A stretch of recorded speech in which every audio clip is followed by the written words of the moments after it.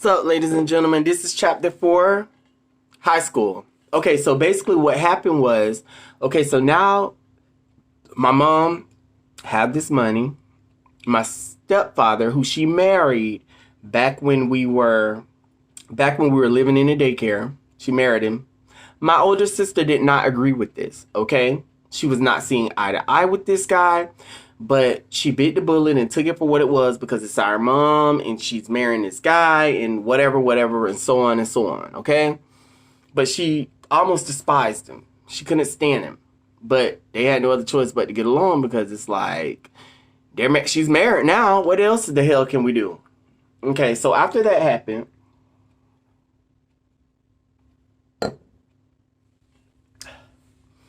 we moved into the new house.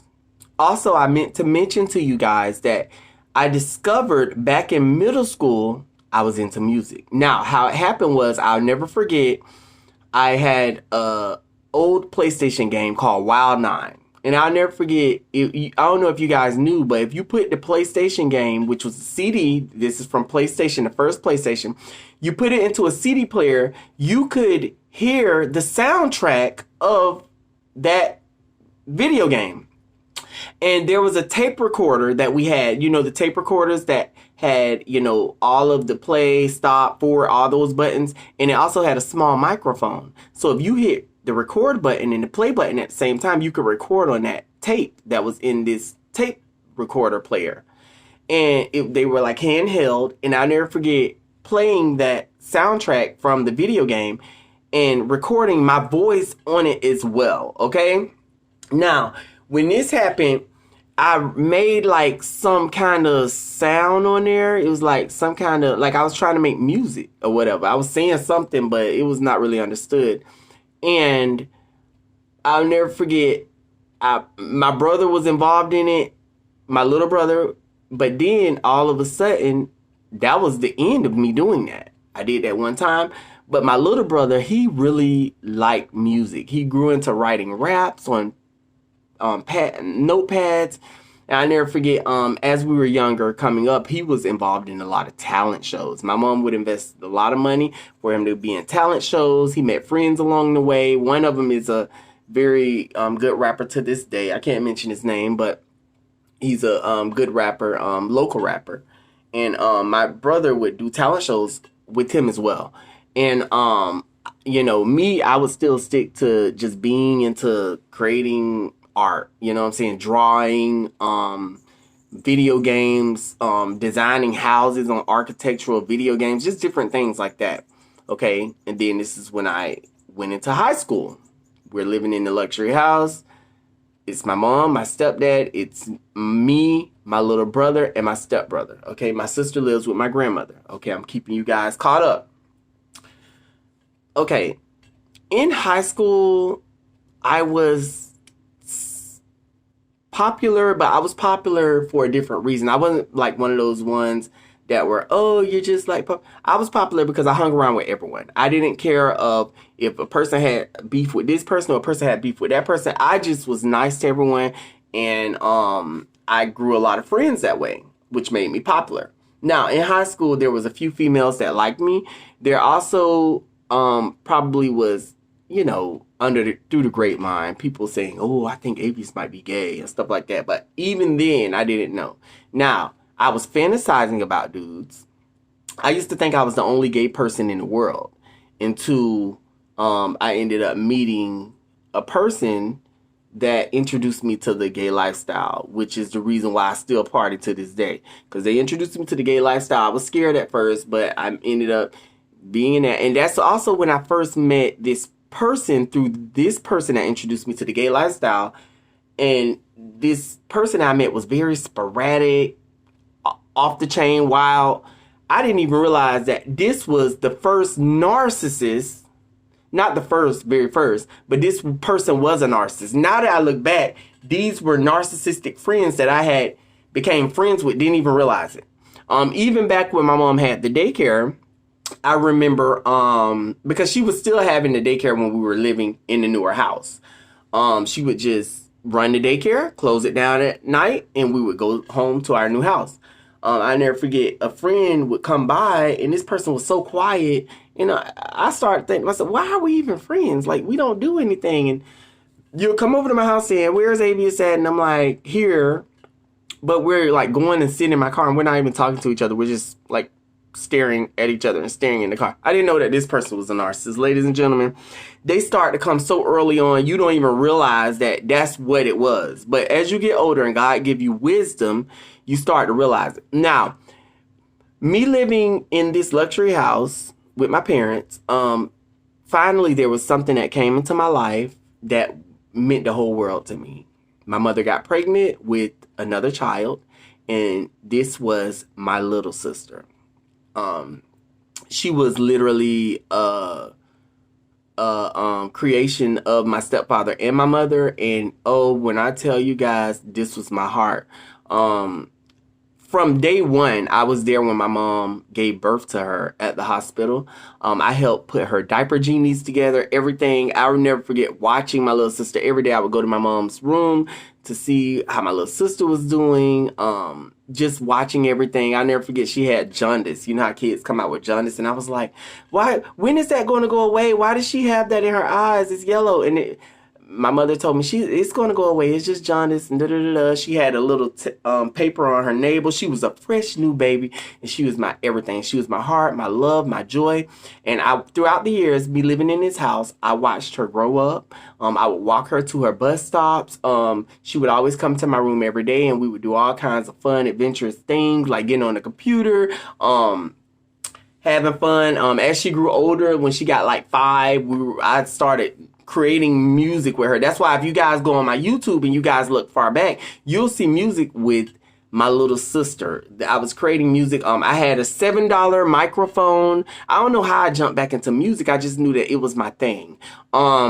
Because what happened was in high school, I had ended up moving with my cousin in Daytona, thinking like, okay, you know, I'm young, but this is where I'll start my life. And it was kind of, my parents kind of allowed it because they were like, okay, maybe this will get him to like more to being an adult and stuff like that. Because I was with my parents, I was just so used to being sheltered in the house. And I lived with her, and that's when I wrote my first rap song with a friend of hers that I was friends with.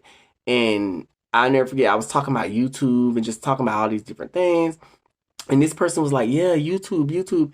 And I never forget, you know, I ended up writing my first rap, but I ended up moving back from my cousin's house, back into my parents' house. And that's when I just grew this fascination with music. This was around the time that Nicki Minaj had first came out.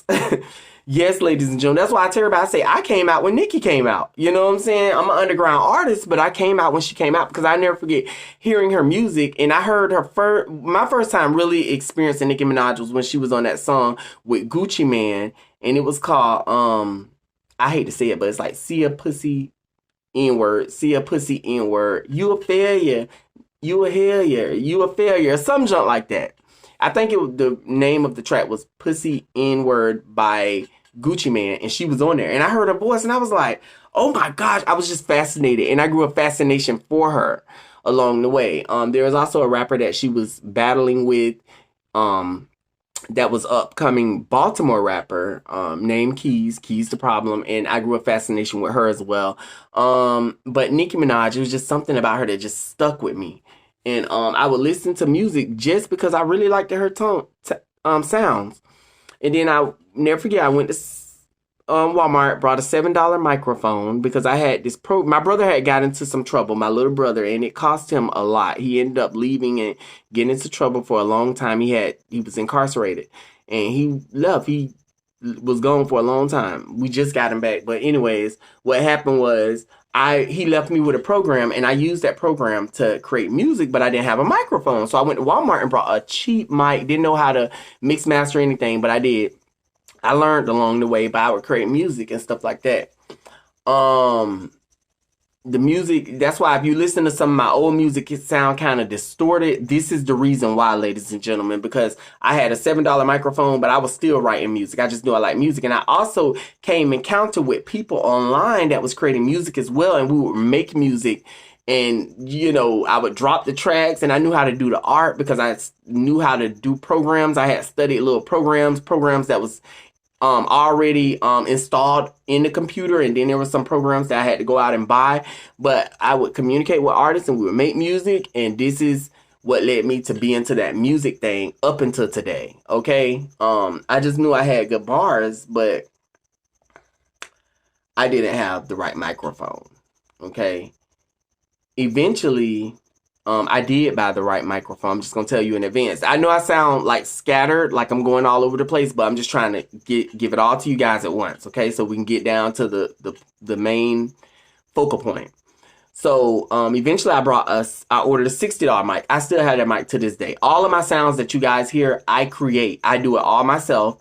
And I didn't know how to mix master, but I knew how to make the music. I mean, I could talk through the mic, but the music wasn't mix master, but it still would be a whole track. And I would use those tracks, and then along the way, which was like 3 or 4 years ago, I learned how to mix master it so it would sound good in cars and stuff. So that's where I stand at with my music today. Okay. My parents knew this, okay? They knew this early on. I feel like there was some jealousy involved. I didn't know there was jealousy. I was young, but it would be certain things. But I never forget, I was doing 2 shows out in the city that was closer to us, Tampa, Ybor City. And I ended up on the second, for some reason, the first show my parents came. The second show, it's like my parents did not want me to go. It was so weird. I didn't know their reason to not want me to go, but I was just like, okay, well, you know, what the hell? And I mean, it was so exaggerated. It was literally a narcissistic rage, ladies and gentlemen. I didn't even realize that. Because all I did was tell my mom that I needed the keys to the van because I was going to have to drive myself there because I have a show. But they did not want to see me shine. They kept making it seem like it was about the car. They didn't say it was about the car, but it was like, oh, now I got to, and I'm like, no, if you just give me the keys, I'll be able to make it there. But they blew it up and made a big deal about it, ladies and gentlemen. Then there was, times because I don't want to skip anything.